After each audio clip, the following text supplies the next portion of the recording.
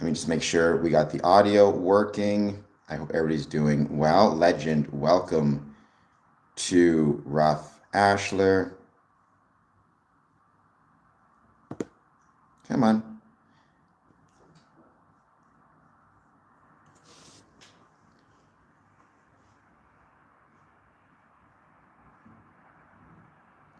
All right, well, for some reason. Okay, let's try this one more time.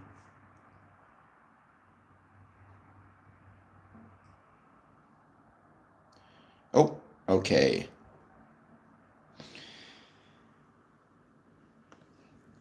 Are we good? Do we have... Are we good? We do. Okay, let's switch this to public. Very sorry about the late start. Okay, we're good. Welcome, another episode of another Square and Compass Promotions live stream. Any thoughts you have on Freemasonry? Positive, negative, or neutral? Love to hear it.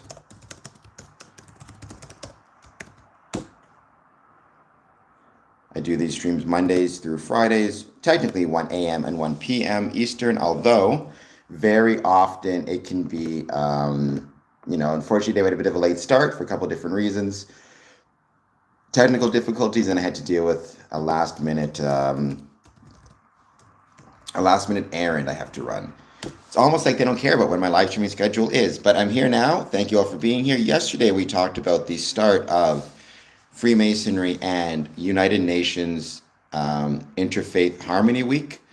Today, I thought I might talk a little bit about cults, because one of the questions I get very often is Freemasonry a cult, which it's not. I'll talk about some of the reasons why I think it is not, or why it is not. Not just why I think it's not, but why it is not a cult. But we'll do that a little bit later on. For now, let's wait to see who joins. As always, it was a great stream yesterday. We had a lot of people on the stream, which was really, really cool. We had, as always, my 1 a.m. Eastern streams tend to do very well compared to my 1 p.m. streams. Must be my audience is like me, a bunch of night owls. But for the time being, let's see who joins. Please take a moment, hit that like button, hit that subscribe button. It's going well, Dream Seeker. By the way, mark March 28th in your calendar.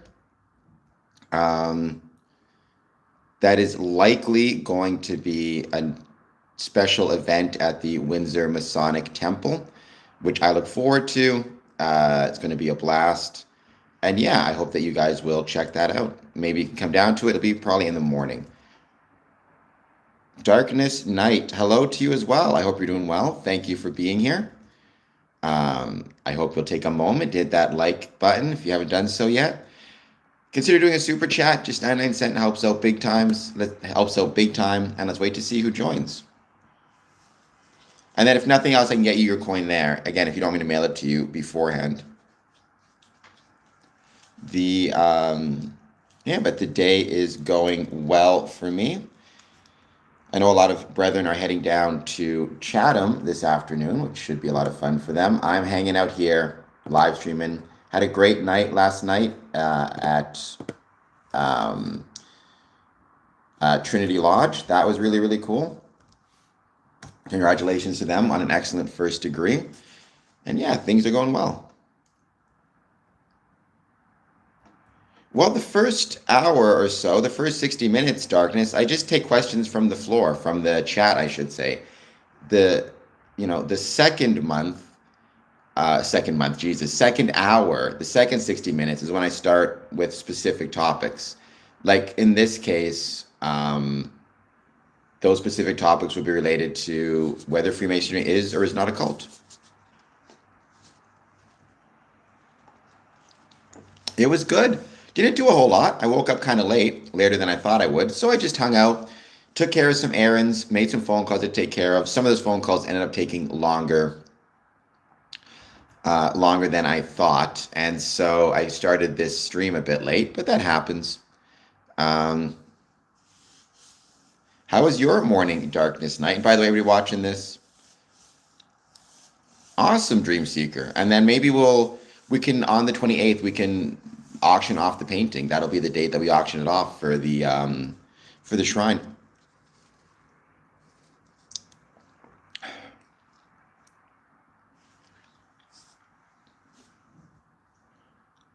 Yes, I can't pronounce that. Seal explicit. I am a real life Simpsons character. You should hit the like and subscribe button. Well, Mafia Gorilla, I love drinking very hot coffee like I got here. Please hit like and subscribe.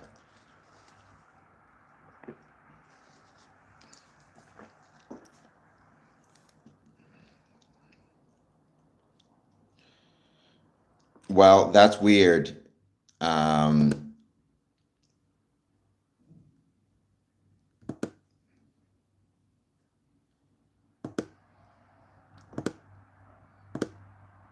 all right. Richard Attenborough, is crypto doomed? I don't know if crypto's doomed or not. I mean, I can't speak for, I'm not an economist. This isn't about money. This is about Freemasonry. I don't think crypto is doomed. I think crypto has a future. I mean, I'm generally positive about any technological advancements. And I think ultimately what crypto is a type of technological advancement, especially an advancement in software.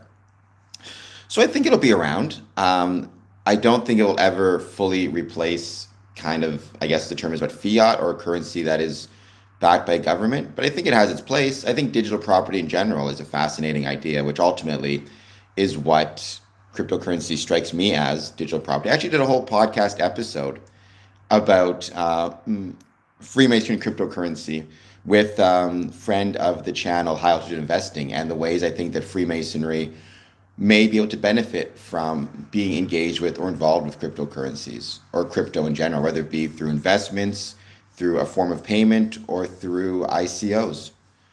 Um, Welcome, Mr. Keeps. Good to see you. BBR, we don't all got feet. I don't got feet. I am missing my legs. Richard Attenborough, I'm aware of it, but I know very little about it. I don't even know if it's a recognized Masonic body, to be honest. I think it's not recognized. It's not something I know much about. To my understand, they are, at least conspiracy theories, are they involved in some shady business. Whether they are or not, I do not know. I don't know anything about them. Other than I've heard of them, um, and I've been told that it's some type of Masonic lodge that is either attached to or connected with the mafia. I could be completely wrong. Um,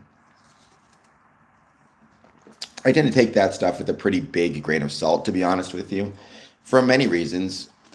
One of the main ones being that Freemasonry, since its earliest incarnations or incantations, going all the way back to the Anderson Constitution and even before, was always instructed to be faithful, respectful, and to be obedient to the laws of the country in which you live or to the civil magistrates. It strikes me that if you're part of a Masonic lodge that's connected to the mafia, you are none of those things. So I would keep that in mind. I hope your work meeting went well, Mr. Keeps. Work meetings, they can always be pretty hit or miss, but it's still great to have you here. Thank you for joining.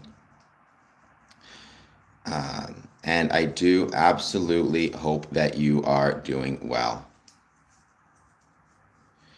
Well, I mean, just because something's in a legal paper doesn't necessarily mean it's legit, right? Like, for example, if I am called, if I create an organization in my apartment, I call it Cameron's Illuminati Experience or something, and then go out and commit crimes. Suddenly, if I'm arrested, there's all these legal papers claiming, Cameron's Illuminati Experience or whatever is a real thing, as opposed to just me in my apartment causing trouble, right? You got to be really careful. There's a difference between something existing in the sense that people like, because that's the thing I'm noticing a lot with this idea of the Illuminati, right? Which is people will start these scams where they'll call themselves Illuminati. They may even believe they're Illuminati. They'll call themselves Illuminati. They'll send out messages to people asking them to join the Illuminati, whatever it might be. And then suddenly people think the Illuminati exist, right? As opposed to what it actually is, which is a couple people causing mischief. You can be a Christian and a Freemason. You can absolutely be a Christian and a Freemason. I know many. So, I mean, it's not David Thompson. It's not an either or situation. You can be a Mason and you can be a Christian. I know many who are both. You can also be a Mason and a Muslim, Mason and Jewish, Mason and Hindu, Mason and Sikh. There is no rule that says it's one or the other. Um,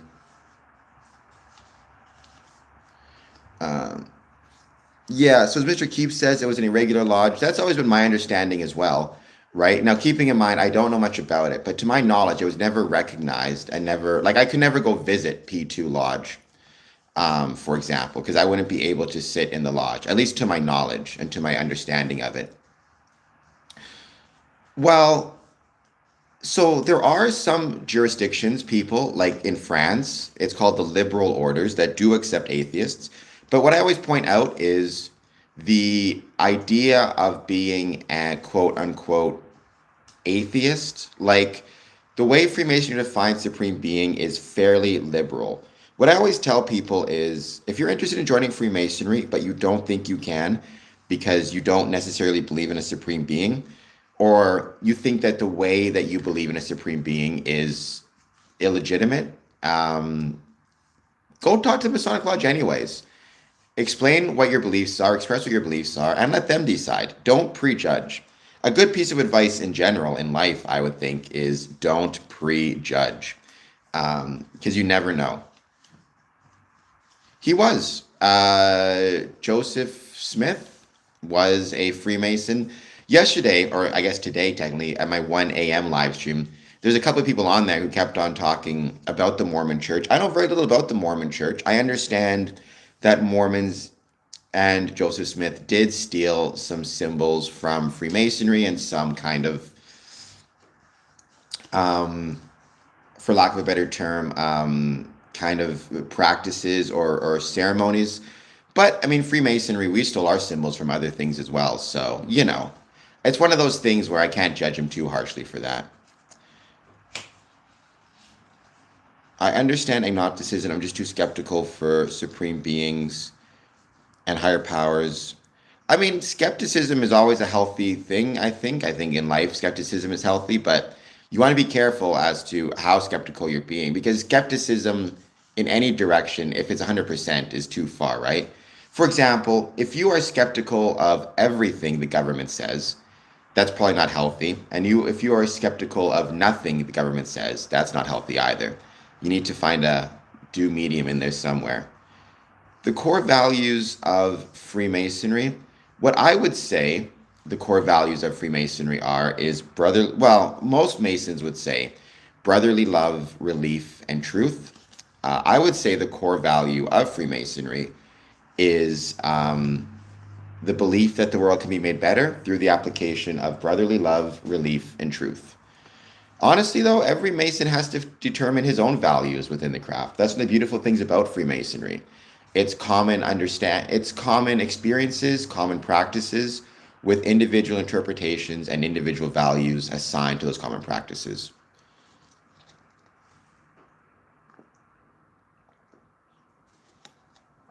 Mr. J. King, 2121. I mean, you're not wrong. Freemasonry has always been one of the organizations that has welcomed men of different faiths, different beliefs, different ethnicities, different races. Sometimes, sometimes they haven't lived up to those requirements or those expectations, unfortunately, but it does happen. People are not perfect. But overall and in general, even though not every Masonic Lodge lived up to what it means to be a Freemason, it's absolutely the case that in general, overall, overarchingly, Freemasonry was 100% an organization and a group dedicated to welcoming men of different races, different religions, different creeds, different ethnicities. And I think that's a beautiful thing. I've always said the thing I love most about Freemasonry is for over 300 years, it has been a beacon of tolerance for different religions, different political beliefs, different ethnicities, different religions, different, ages, backgrounds, occupations, etc., etc. Is Freemasonry big in Switzerland? Freemasonry exists in Switzerland. I don't know how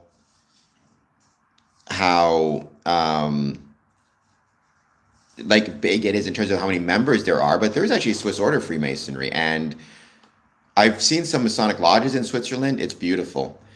Binary Ghost, thank you for the super chat. That's incredibly kind of you. How many secret orders, honest or different orders, excuse me, of Freemasonry are there? Oof, that gets complicated because I mean, so you've got your, it also depends what you mean by an order, right? Like, 'cause we don't usually use the term order, we use the term rights. I mean, you've got your Grand Lodges, you've got Scottish Rite, you've got York Rite, you've got the Shrine, you have in Europe, you have Memphis Mizrain, and then you have your different Grand Lodges, right? You have in the States, you have like in Canada and around the world, you have your Prince Hall Freemasons, you have your regular Freemasons, you have your regular AF and AM, another word to call it. You have Grand Orient in France. I mean, not every jurisdiction recognizes the same orders as well. That's the other thing to keep in mind, right? So, for example, in North America, we don't recognize Memphis Mizrain, but they do in Europe, if I recall correctly. Honestly, I don't think the best way to think about it is not in terms of numbers or different orders. The best way to think about it is, Freemasonry is an umbrella term. And then you have some places are clandestine, some not, which refers to a variety of different groups and organizations, all of which trace their origins in some way, shape, or form through to the stone Masonic guilds of the Middle Ages. You have the youth groups, Rainbow and Demole, and Eastern Star, which is for men and women. Don't think about it at the start. If you're looking at joining Freemasonry, just focus on joining a recognized Masonic lodge. And from there, you can worry about where your Masonic path will take you and the different orders you'll join. Um, to give you a very rough answer, I'd say between 10 and 15, but that's incredibly rough. And it really depends on how you define orders. Um,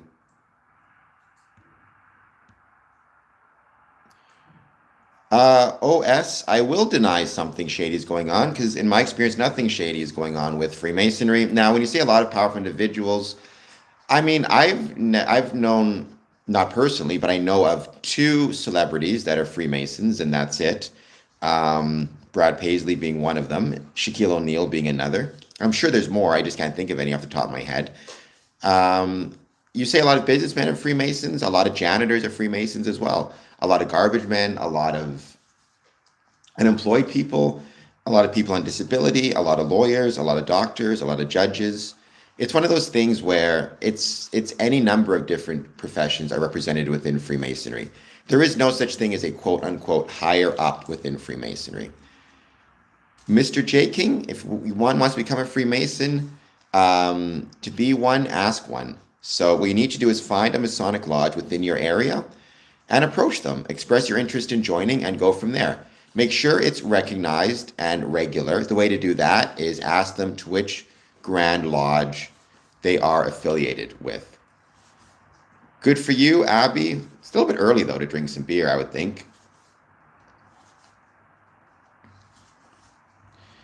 I mean, Grand Orient is not a recognized Masonic body. It's irregular. So, again, it depends how you define these things. Somebody above said how many orders. Do you count Grand Orient as an order or not? I have no idea. I wouldn't personally because it's irregular. Like, I couldn't attend a lodge under the Grand Orient auspices, I believe. Um, Now, not every, even the Grand Orient, so not every one of them is irregular. I mean, I have never seen any examples, Richard Attenborough, of organized crime overlapping with Freemasonry. I've been a Freemason for 20 years, or just about 20 years. I've attended over 1,000 Masonic events um, all around the world, in the Philippines, in Brazil, in Bogota, throughout America, and in Canada.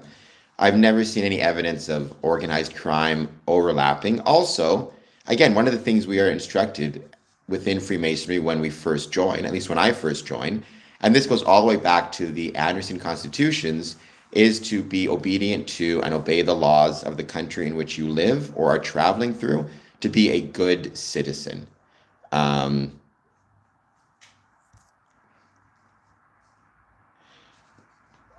I attend meetings, but my meetings are almost always in the evening. They are usually around 7:30 is when they start. I do these streams 1 p.m. and 1 a.m. Um, Every Masonic jurisdiction, Rich and Annabro, decides for itself.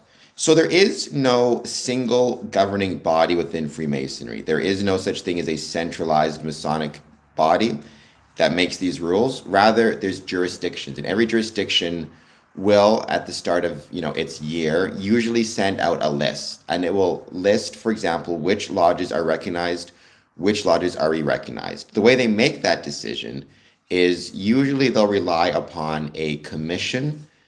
It's called the Commission on Recognition and the Council of Grand Masters. They each meet once a year, and they create a report. And in that report, they will recommend to each Grand Lodge jurisdiction, which lodges they feel are regular, which lodges they feel are irregular.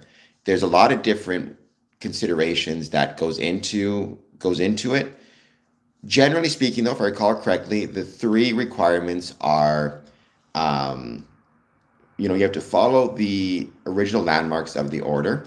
You have to have a volume of sacred law and territorial sovereignty. Let me just get the three. But at the end of the day, they are not they can only advise. They can't enforce.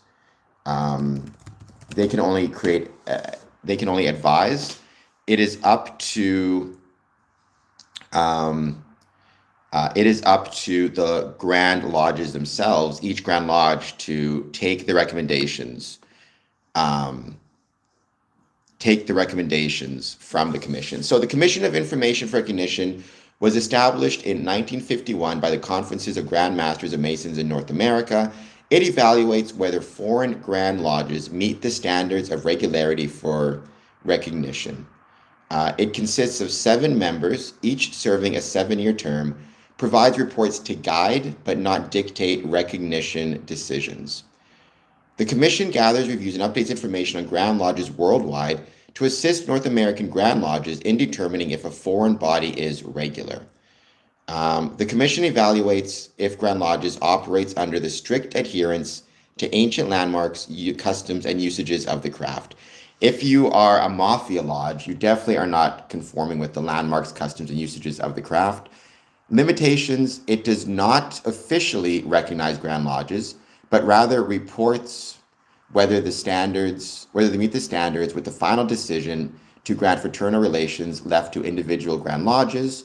Annual reports are provided to the Conference of Grand Masters, offering guidance on jurisdictions to meet or fail the standards. So again, the final decision is left to each individual Grand Lodge. So in Ontario, it's the Grand Lodge in Ontario that decides if it's going to recognize, for example, Grand Orient or any other body. It will likely decide based upon a report and recommendations from the Commission on Information for Recognition, which does a report once per year, but it gets the final say. And that's why different bodies recognize different Masonic orders and different Masonic groups, right? Ontario has one list, Manitoba has a different list, Texas has a different list, Maine has a different list. I can read off Google. It's because it makes it easier. I mean, I know what the Commission for Information Recognition is. However, it helps to sometimes jump onto Google and make sure I'm getting the information correct, or double check to make sure I'm getting the information correct. Well, you're not going to get one, Caesar, so you don't have to be here if you don't want to. Keep that in mind.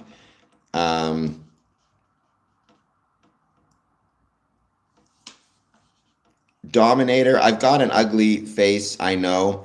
I've grown to accept it. I just have to accept the fact I got an ugly face. So there you go. There's not much I can do about it. Please hit like, please hit subscribe. But yeah, I mean, don't get me wrong, I have my setup here. I have my phone, I have my laptop next to me. Definitely if I mess, it's good to have, because sometimes I want to fact check something quickly.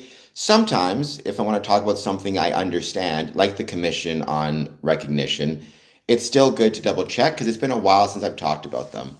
And I find sometimes AI can do a better job at summarizing.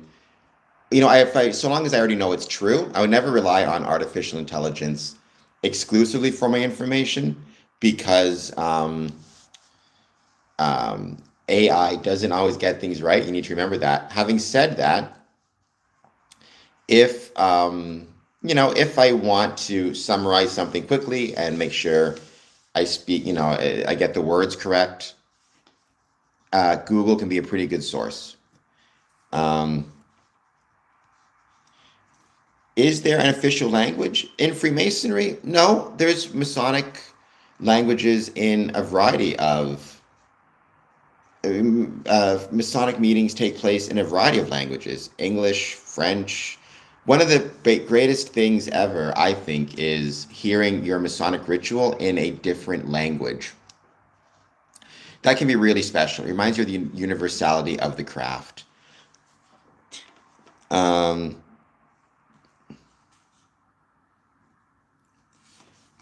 no, you're not getting any spaceships today, Kedule. You're on your own. No, you will not be scrutinized for returning for meetings. It really depends on the lodge itself and the culture of the lodge. So, in some cases, there are some lodges that may, certainly this happens more in Europe than in North America and South America as well, and actually the Asia. They may say, we expect you to show up to 2 meetings per year at a minimum, you know, but as a general rule, certainly in North America, there are no requirements for attendance. The expectation is you put your family first and you put your work first. And if your family and your work, and in some cases your religion as well, if they interfere, then you're expected to put them ahead of Freemasonry.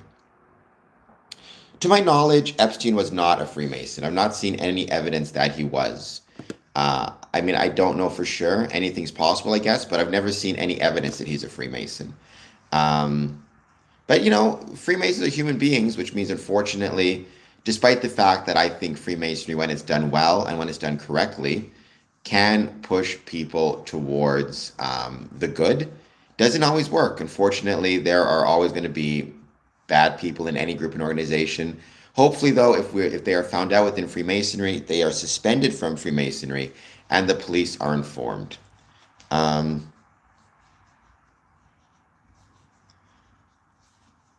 that would be cool, Certified Ripper. Honestly, our doors very often do have slots to look out of because it's just how they were designed back in the day. And if you have somebody coming in late, you can look out the door and see who it is.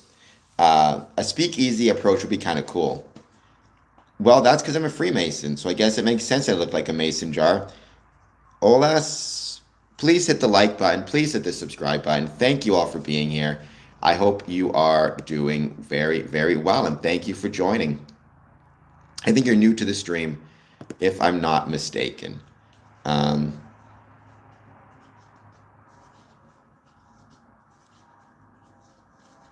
Thank you, Brother Courtney. I like to think of myself in that way a little bit. I feel like I'm a digital traveler, and I appreciate you saying that very much. That's very, very kind of you. Yes, I would consider myself a digital traveler of sorts. Um, I think Freemasonry needs to be, in a sense, a digital traveler, right? As well as a literal traveler and a figurative traveler. We need to be on YouTube, on Twitch, on Facebook, on Instagram, on Upscrolled, on all these different sites, Blue Sky, right? We absolutely, um, I think we absolutely, absolutely need to be as many different locations as we can be. I think it's incredibly important. Um, you're definitely mistaken, Mr. Canada. So you've been here before. As Olas VN. I don't recognize the name though. Well, welcome nonetheless. It's great to have you here. Unknown, welcome. Thank you for being here as well. I hope you're doing well. Um,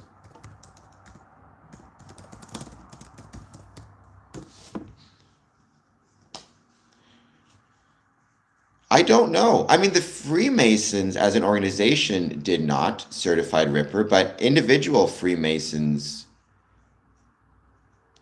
may have. Like they may have just, because I mean, Freemasons, they have their lives. So they may have been professional carvers or something. I don't know.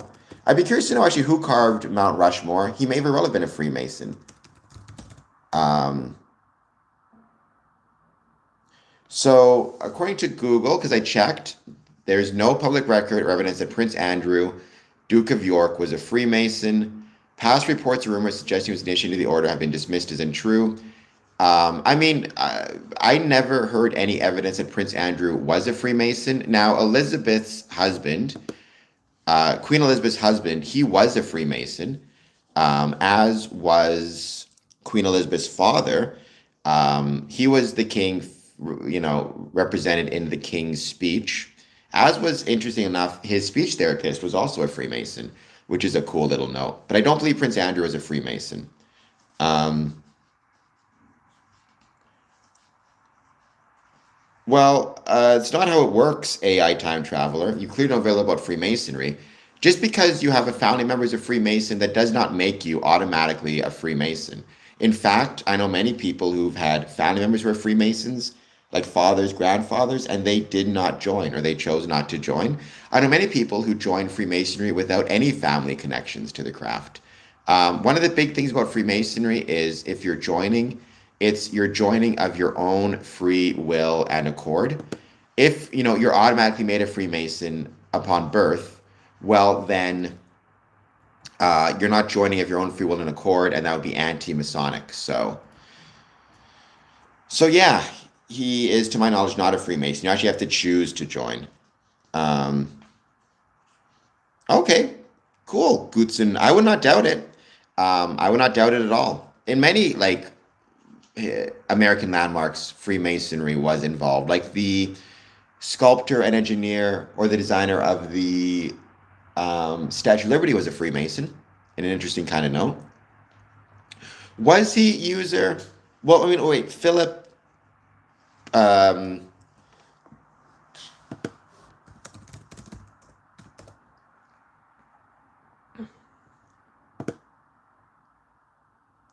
yeah, Prince Philip, that Elizabeth's husband, right? Yeah, he was a Freemason.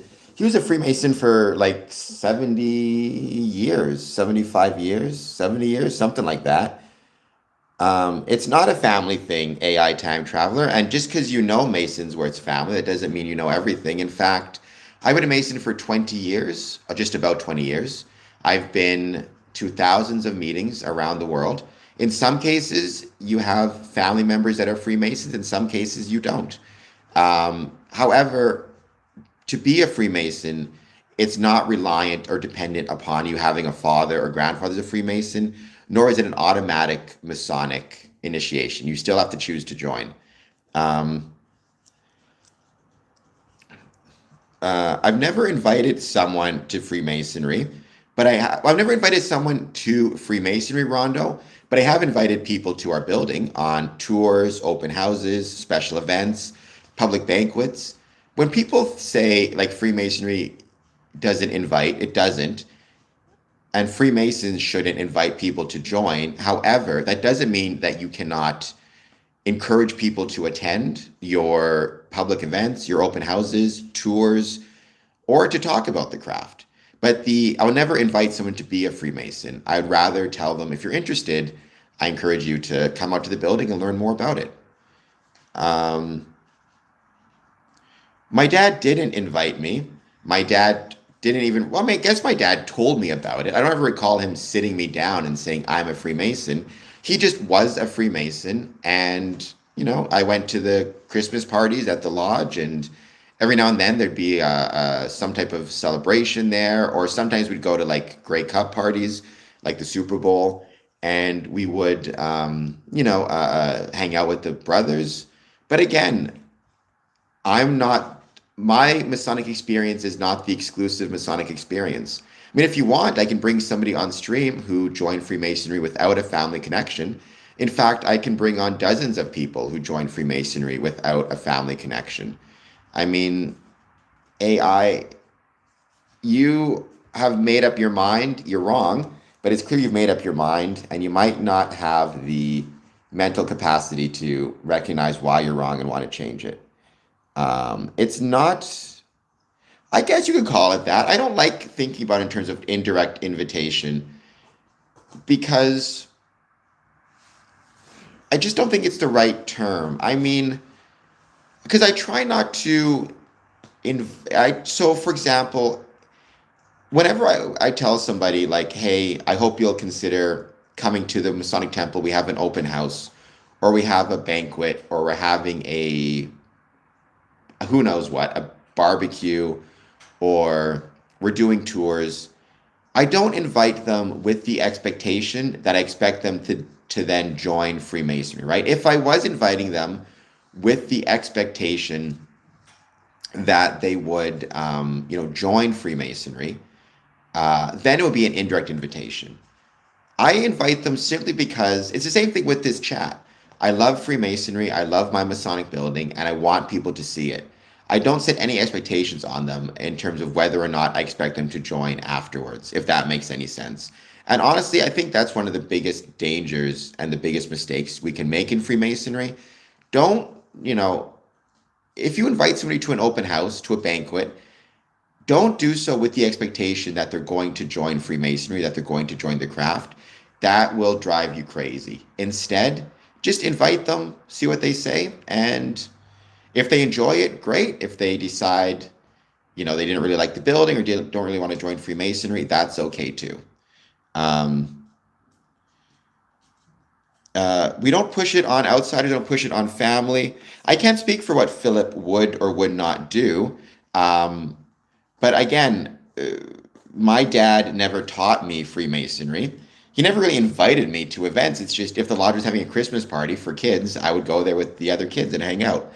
Um, he never, my dad never once told me he expected me to join Freemasonry or invited me to join Freemasonry or anything like that.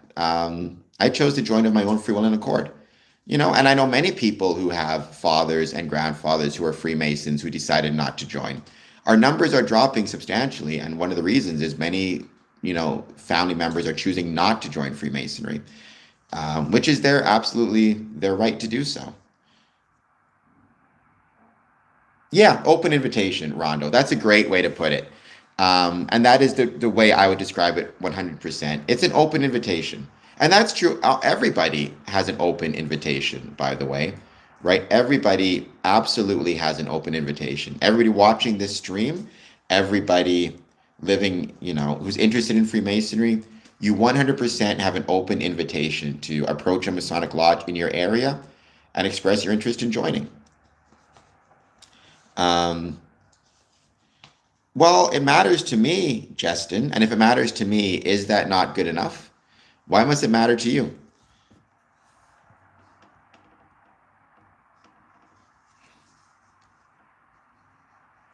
Um, would you know what it means if no one explains?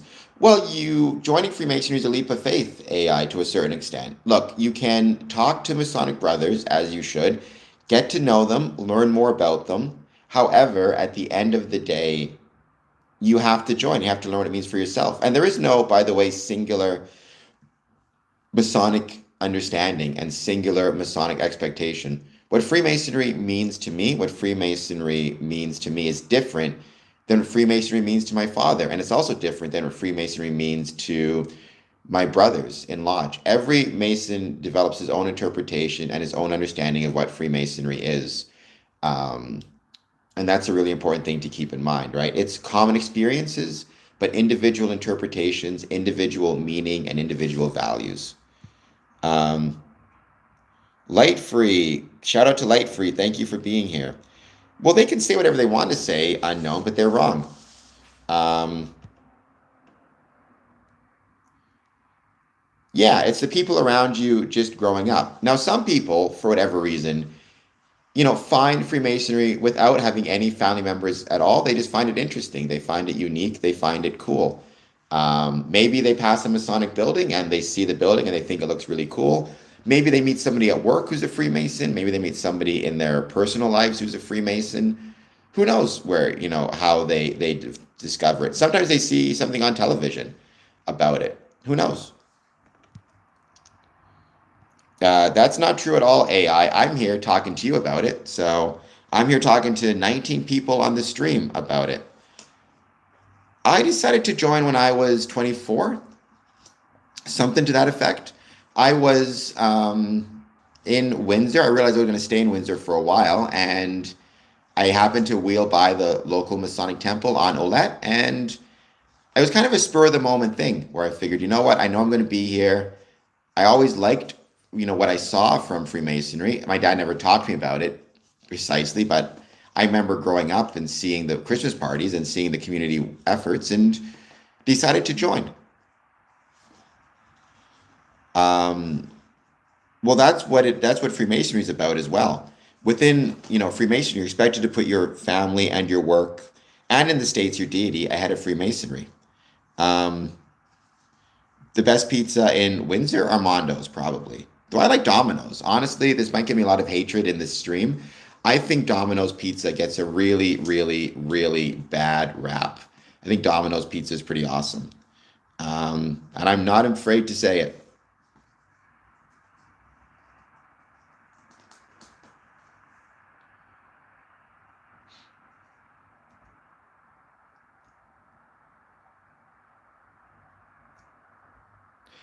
It is known for its pizza. And again, I like Armando's. It's good pizza. However, again, I do think, and I know a lot of people are going to say it's crazy, but I do think genuinely that Domino's pizza is really good.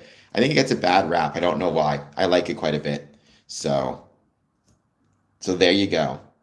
But Armando's is kind of, or Naples. That's another like Windsor pizza place. Um,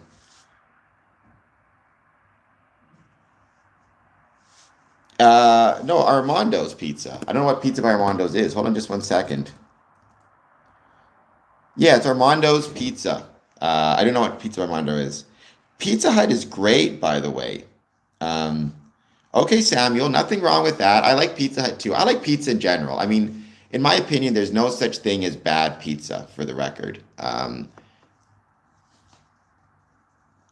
I'm sorry about the pizza getting burned down. That sucks. I remember Pizza Hut as a kid. Oh, Mr. Keeps, I'm missing out. I haven't watched The Office in forever and a day. I wonder, I always said though, in my personal opinion, I think Dwight would make a great Freemason because Dwight really cares about things, right? And that is something I really admire about the character Dwight. He genuinely cares about like selling paper and all the rest of it. It's one of those things where like that's why I always liked the Dwight character more than Jim, because Jim was always too school for cool. But Dwight actually gave a shit about where he worked and the things he was doing and his coworkers. So, search for The Office Alfredo. I will check that out for sure. No, it's not being underhanded, but I hope that I hope you enjoyed the comments. They are interesting, by the way. AI, my dad is right there. That's Harry, one comment above you. He's my father. Again, like I said, he never encouraged me to be a Freemason or taught me about being a Freemason, but I went to Christmas parties as a kid. I saw him going to the Masonic meetings, and it always just struck me that Freemasons were good dudes. And I liked the idea, even as a kid, I liked the idea of like civic involvement, civic engagement, which honestly, I think that comes from both my dad and my mom. My mom, both my parents always seemed to be involved in stuff in the community. Like my mom not worked, but volunteered at the school I went to. She was one of the lunch lady people. Like she would go around at lunch and check to make sure everybody was okay. And she would be on the playground. She was always volunteering for the Variety Club, which was a charity I was involved with as a kid. So I think they both had some pretty strong civic bones to them. They also really loved traveling. I think I got that from them as well. My love of always being on the move. Um,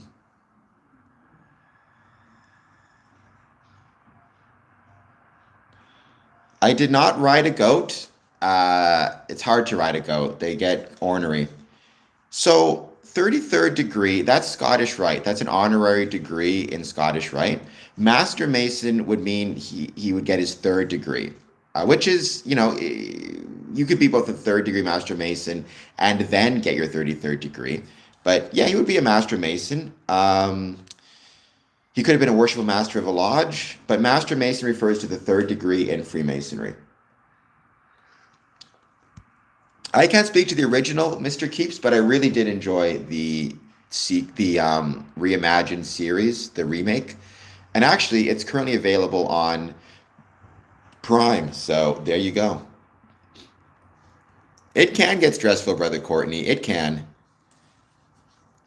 So, Jason, most Masons, including myself, for years and years and years, would have said women can't be Freemasons. I don't say that anymore because it's not true. If women can join the Order of Women Freemasons, which is a wonderful organization. It has existed in United Kingdom for longer than women have had the right to vote, um, as well as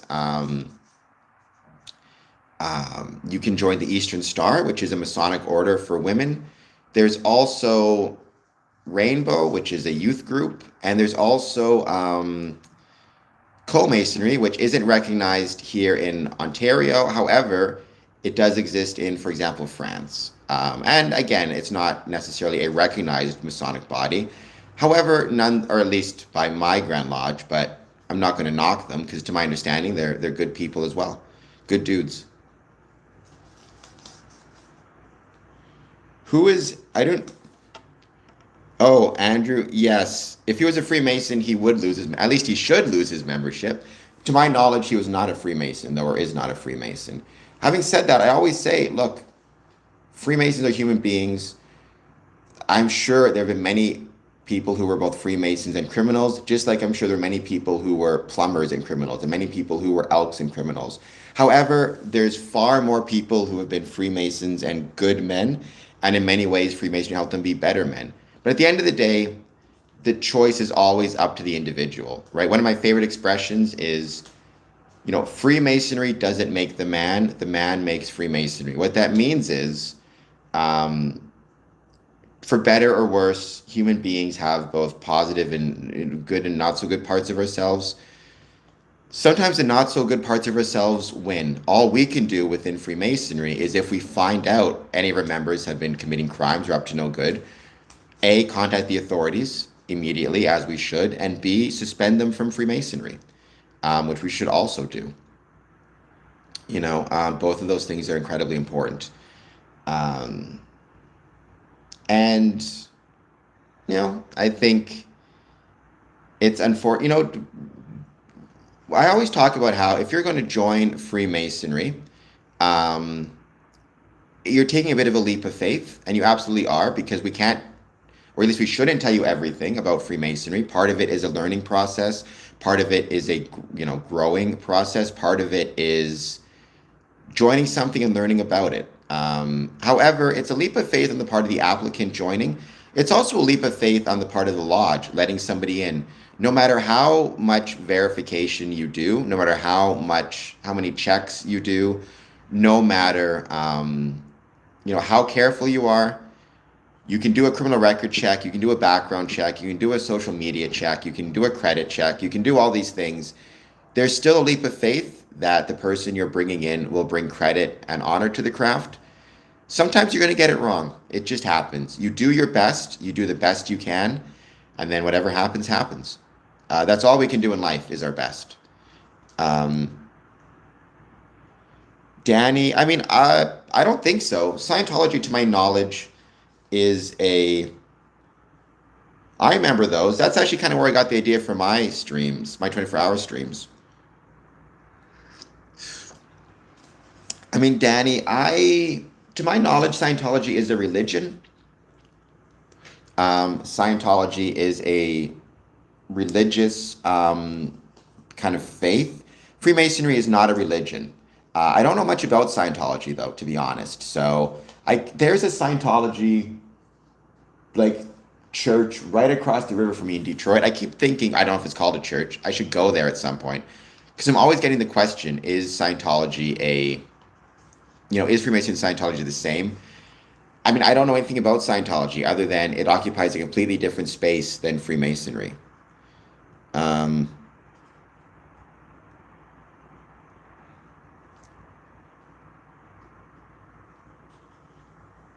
Freemasonry is not slavery because Freemasonry um, did not exist until 1717 or maybe 1634. Without a doubt, though, many slaves were used to build the pyramids, I'm sure. Oh, Rondo Ellsworth. Yes, I mean, that's a good point as well. People forget about the Regius poem, including a lot of Masons. Sorry for missing that, Rondo. So when people say women can't be Freemasons, it's an incredibly valuable and valid point to bring up. What about the Regius poem that brings in both men and women as stonemasons? What I would say to that, my only response to that would be, for that reason, I've had, for example, Jennifer. I I forget her last name now. I had on this podcast couple years ago a member of the Order of Women Freemasons. She was awesome, right? Because of, amongst other things, the Regius poem, I have zero issue calling her a brother, calling her a Mason, and wishing her all the best on her Masonic career. And if anybody said that's not the case, my response would be, how do you explain the Regius poem then, right? I do believe there is a value in having a fraternal side of the order, which is male exclusive, and having a female side of the order, which is, female exclusive. But I also believe that shouldn't stop us from recognizing one another as brothers, as Masons, and recognizing that we're all doing the same thing, which is trying to make the world a better place and trying to improve one another and trying to enjoy one another's company. Um, so, Jason, that's absolutely correct. It does. I mean, I love the Regius poem, and I think that's a very valid point. So, because there are still some Masons, I disagree with them, who would say, the Order of Women Freemasons are not Masons, and I would say baloney for a variety of reasons, one of which being the Regius poem, one of many reasons. Yes, Higgins, I got a forehead. Thank you, James Parker. I mean, AI, I don't think you have to elect a Freemason as premier. They would automatically do a better job. But I do believe if you were a Freemason and if you are, um, you know, you take the lessons from Freemasonry and apply them to one's premiership, I do think it can make a difference in a positive way. Um, but that's up to the individual to apply those lessons. Um, They did, Brother Courtney, especially under Prince Hall, but that's 100% the case. Erebus, I'm sorry as to when you say they didn't want me to be a Mason. Uh, can you tell me what happened or why that is? I can't speak necessarily for them, but is it because you don't believe in a supreme being of any sort? Um, Maybe you're too young. You have to be at least 18 or 21, depending on the jurisdiction. At least you asked. I appreciate that very much that you took the time to ask, which is in and of itself, it's not just a brave thing to do to just ask. So good for you. Um,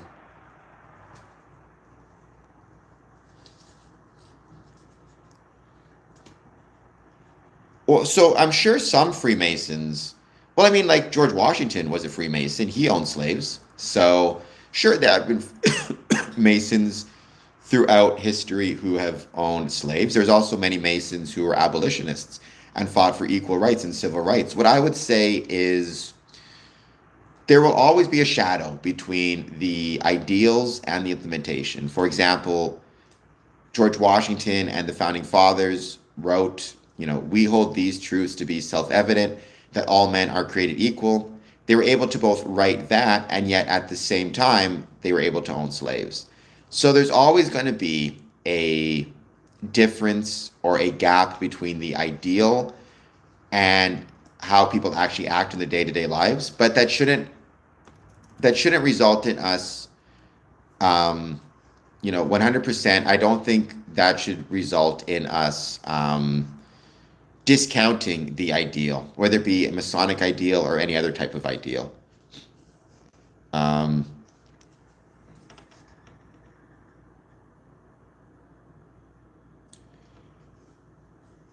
you got small PJs? All right, there you go.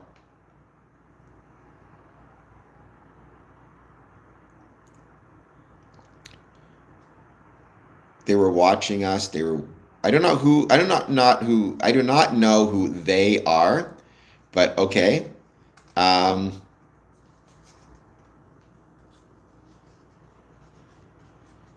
um, I mean, when you say you don't have anything to contribute, hello, Paul Dixon. When you say you don't have anything to contribute, I'm not sure why you would, you know, to be a Freemason, it's not about like what you have to contribute. Your presence is a contribution. Your presence matters. Like, you need to have dues. You have the money to pay the dues, but this idea of like contributing something, I'm not sure about that. Um, Maybe Erebus is a chaos god. I don't know. Well, the to my understanding, the actual dollar bill itself was not designed by a Freemason. Now, Ben Franklin was involved in the design, to my knowledge. I could be wrong. I recall correctly. He was involved with the design, and he was a Freemason. But the actual final design was not done by a Freemason himself. The all-seeing eye in the pyramid, though, it's a very important symbol within Freemasonry, but also without Freemasonry. A lot of different organizations, civilizations, groups have used those symbols. Certainly, Egypt was incredibly popular amongst not just Freemasons, but all sorts of different people, and especially the upper crust of society in the 17 and 1800s. So it does not shock me that Egyptian symbolism would make its way throughout America, as well as England, as well as Freemasonry.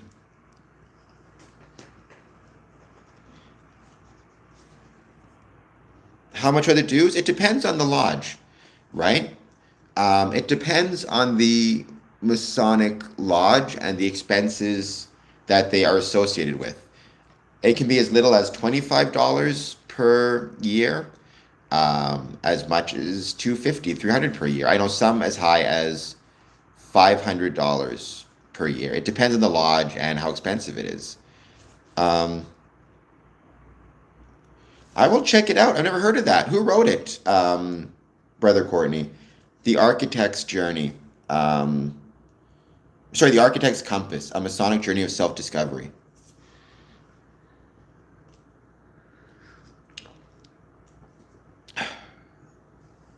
The audio and the video is not lining up. Is I don't know what the Phillips Lodge is, AI time traveler. Do not know what that means. Is anybody else having struggling with the audio and video, or is it just Jason? Not that I'm saying Jason's,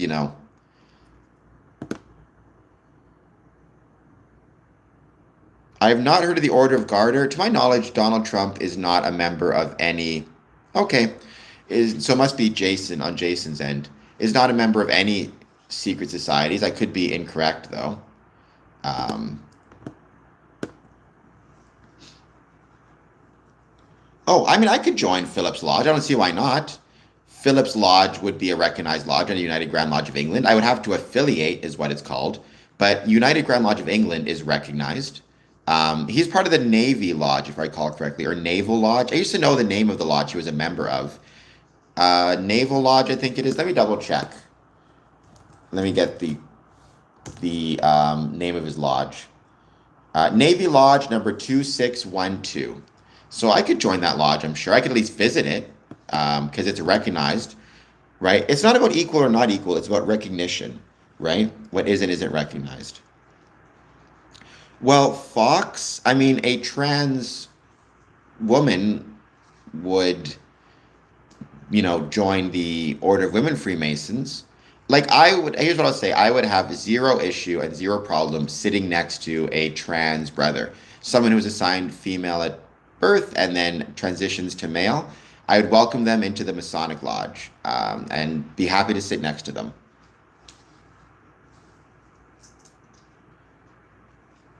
No, there would not be a higher class of lodge for royals. One of the best things about Freemasonry is we're all equal. The janitor and the king are all equal within a Masonic lodge. In fact, there's a really cool story about this. Um, uh, During the Revolutionary War, um, most people know that George Washington was a Freemason. Not everybody knows that King George from England was a Freemason as well. And when King George was looking for allies to, fight against George Washington and his band of rebellious fellows, one person and one group that he approached was Joseph Grant of the Mohawks. Let me make sure I got that correct. Or is it Brandt? Joseph Brandt, excuse me. Joseph Brandt, a Mohawk military and political leader. Anyways, he traveled to England to meet with King George on behalf of his people. And when he met with King George, because Joseph Brandt was also a Freemason, he did not bow in front of the king or kneel in front of the king. He either just shook his hand and remained standing. And King George took that as, one prince, meaning one member of a royal family, the royalty within the Mohawk tribe, meeting another member of royalty himself. But he also took that as two Masonic brothers meeting on the level, and neither one being subservient to the other. So one of the things I love about Freemasonry is it is truly a democratic organization, and being a king does not, make you a more of a Mason or more of a special Mason than any other. And I could definitely join Philip's Lodge if I wanted to. I mean, I'd have to live in England probably. Usually, there's some expectation when you affiliate that you have to live in the jurisdiction, but not always. Um, yeah, Erebus. I'm not plotting their demise. I don't know if he wanted, to kill King George. He just wanted to create a new country. But there have been many times throughout history where Masons have been on opposite sides of conflict. In the Civil War, famously, there were Masons on both sides. In the War of 1812, in the Revolutionary War, it happens. Right? Part of the thing is Freemasons are expected to be respectful and loyal to their countries. That includes, if you're called to serve, you're called to serve, or if you're in the military, um, or whatever it might be. Part of it is just, Freemasonry, it does not automatically line itself up easily along political ideologies. So at any given time of conflict, you will find Freemasons on both sides of the conflict. Not every time. In, for example, World War II, there were no Freemasons fighting on the side of the Nazis or fighting on the side of the Germans or Italians because Hitler had banned and sent Freemasons to concentration camps. Um,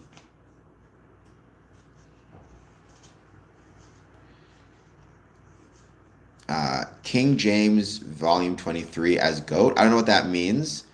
I mean, you could argue Freemasonry is kind of like a sporting club in some ways. Certainly, they're both civic organizations. Um, well, James, if you join, or you're a Freemason, right? I mean, I would say whomever initiated you into Freemasonry was the exact right person to initiate you into Freemasonry, right? Things happen the way they're supposed to. Things happen for a reason. So, hello, Gates Berserk. Not a big fan of somebody calling me boy, but all right. I hope you're doing well. Thank you for being here. Let me know how you're doing. Any thoughts you have on Freemasonry? I'm going to start on the main subject, which is cults, in a few minutes. More specifically, talking about why Freemasonry is not a cult. Okay. Well, you'll get there, and then whomever initiates you will be the right person to do it. I have not. There are gay members who are Freemasons, which is nothing wrong with that. There are gay Freemasons, straight Freemasons, etc., etc.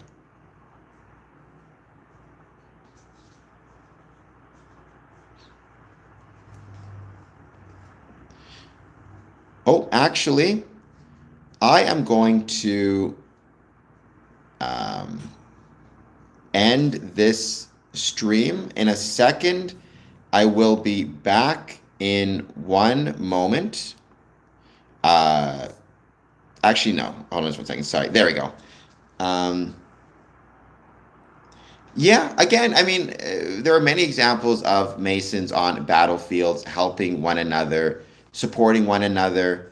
Um, the famous example of brother to brother memorial at Gettysburg. However, the thing you need to keep in mind is that is not at the expense of following whatever orders they have or being a good soldier.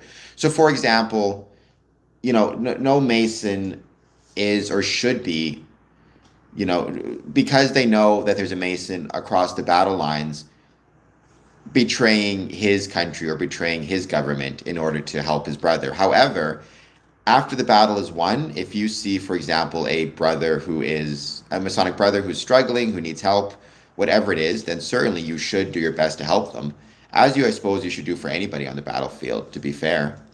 Um, it is still freezing here as well. We've got a ton of snow and a ton of, it's just gross weather all around. So, yes, it's a pain in the butt. But I think what I'm going to have to do is I just got a phone call I have to take. It's always fun to have to deal with errands while live streaming. I'm going to um, end this stream, but then I'll be back on in 10 minutes.